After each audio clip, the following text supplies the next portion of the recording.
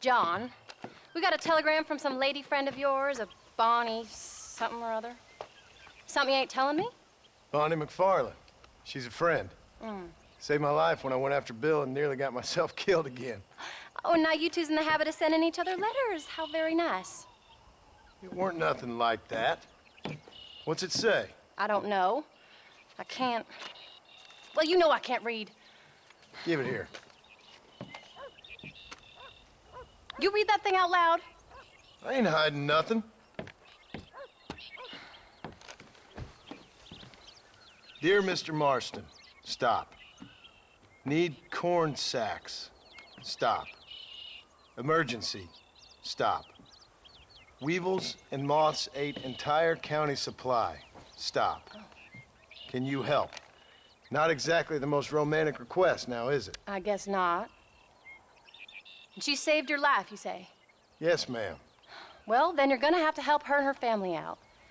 We've got a plentiful supply of corn sacks over near the silo. About the one thing Uncle didn't manage to have stolen while we was gone. Okay. Hurry back, John. And John, what's she like? You know. A little bit like you, I guess. She's a woman in a man's world.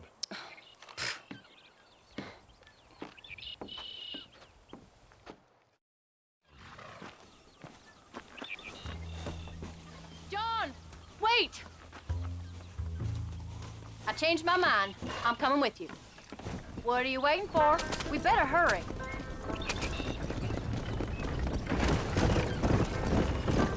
I don't think I can let you go off again without me. Fair enough. I'm glad of the company. You only had to ask. Ask? I was waiting for you to ask me. I thought you'd want to keep an eye on the boy. Oh, while you were off cavorting with cowgirls in the next county? I don't think so, John Marston. You only just got home. That Jack has seen enough of me for a lifetime. So, is she married? This Bonnie McFarland? No. What does she look like? I don't know. Pretty normal, I suppose. Normal? What? Normal like me? No. Normal as in 2 eyes, mouth, nose, that kind of normal. Besides, ain't no woman fine as you. A little flattery. Now we're finally getting somewhere. If you find yourself in a hole, the first thing to do is stop digging. Another pearl of wisdom from John Marston. I sure do miss those. I never took you for the jealous type, Abigail. I ain't jealous so much as curious. You heard what she wrote. It's just some corn. She saved my life, and she was decent enough to me, so I owe her this much at least. How did she save your life anyway? She found me half dead on the side of the road and took me to the doctor. Most folks would have left me there. Half dead from what? Bill didn't take so kindly to me visiting unannounced. Bill never did like surprises. How was he? Same as he was when we left. Angry and dumb, taking his revenge out on the world. People down there was really scared of him. Of Bill? You gotta be kidding me. He was only frightening if he was afraid of dumb fools. Bill weren't so bad, but when Dutch went crazy, Bill took it hard. For a while, we all thought we'd found something right. Better way to live, but it was just a lie. No, you saw before they did. Maybe, but they was still kind of a family. A family that left you for dead. You knew the truth, John, and they hated you for it. Where'd they take you? Who? Those government bastards. Where did they hold you and Jack? I ain't sure. They kept their eyes covered there and back. Can't have been too far from here, though. They treat you right? It ain't the first time I've had a gun to my head, John. You're forgetting your marriage proposal. Very fun. No, they learned pretty quick what would happen if they laid a finger on me. Sons of bitches. It wasn't them or being there. I didn't care about that. I've been in far worse situations. It was the waiting. I didn't know if you was coming back.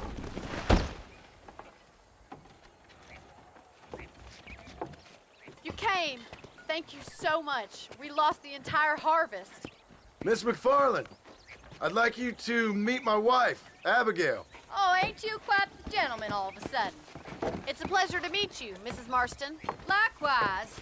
Thank you for saving my husband's life. And for teaching the miserable goats manners, among other things.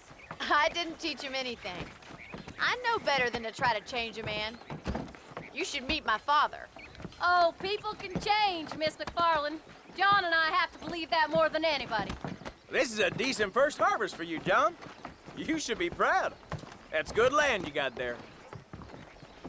How are you feeling, Mrs. Marston? From what your husband told me, it must have been awful for you.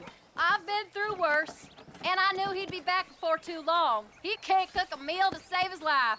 Abigail, in my darkest hours, when I was most homesick, just the thought of one of your rat meat stews kept me pushing forward. Well, about as amusing as a weeping saddle sore, ain't he, Miss McFarland? If you're gonna start yammering about women's work, John, I'd say you might be in the wrong company. I'd say so, too. I never felt so outnumbered.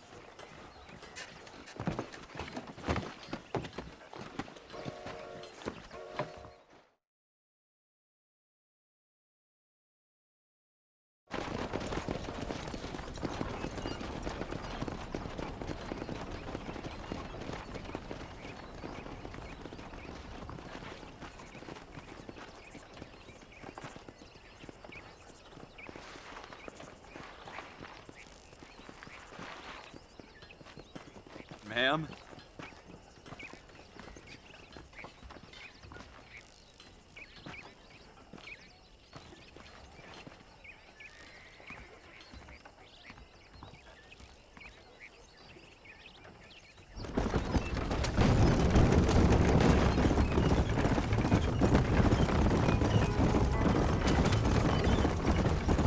So that was the famous Bonnie. That was her, all right. She's pretty. She's normal, like I said. Well, you always wanted to be a rancher. I'd have thought she'd be just your thing. The perfect rancher's wife, if I ever saw one. I already got a rancher's wife. I'm only teasing. I like her, and I'm glad she saved your life. Most of the time, anyway. The McFarlands are good people. She did blush better than a shepherd's sunset when she saw you, though. I have that effect on women. You've clearly had one too many blows to the head. You ain't wrong about that, Mrs. Marston. That's quite a ranch they got there. That'll be us someday. As soon as we get back on our feet. I don't know, John. How many times can we start again? An outlaw and a working girl. We ain't exactly farmers. We are now. Forget that life. It's over. Do you really believe that? We have to. It's the only way we'll ever have a future. The life we led, that doesn't go away. It's never over. You think those government men are just gonna leave us alone now? The old gang's dead. I did what they asked. And that's it? A life of pride forgiven? We're back together, ain't we? Till they decide you owe them something else. Sometimes I think I was the stupid one for believing I could get out. Maybe Dutch, Bill, and Javier were just being honest with themselves. You ain't perfect, John, and I sure ain't. But you're better than they are. Than they were. Maybe we can't change. But we gotta try, for Jack's sake. Even if we have to start again 100 times. It's better than going back to what we were. How's Jack doing? Angry, upset. He's been through a lot. I hope he's gonna be all right. It's gonna take time. For a while, his world was safe. Normal, even. Then it got turned upside down again.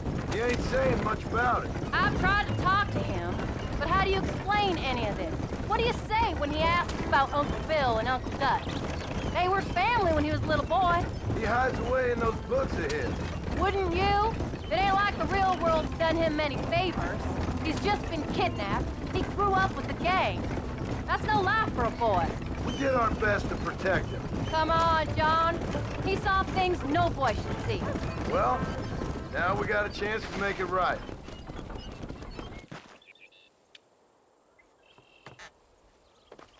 We did good today, John. I guess I better go fix us something to eat.